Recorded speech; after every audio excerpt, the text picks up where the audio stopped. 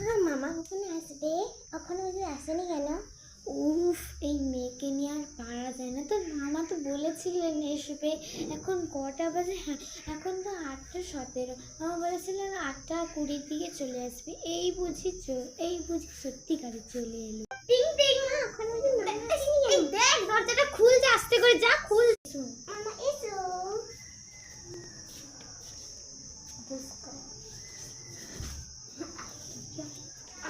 এই তো আয় ভাই, আয়, চলে আয়, আয় ভাই, ফোঁটা দেবো আজকে। বস, বস।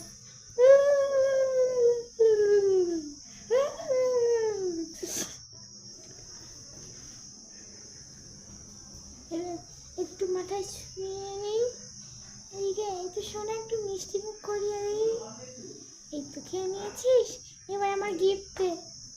গিফট এই না। হ্যাঁ, আমার গিফট কি? এরকম ছিঁড়া পোষণ করে এসেছে একে, আরো গিফট দাওনি? কি করবো? সারা পিস করে ও ব্যাগটা জেনে এসে।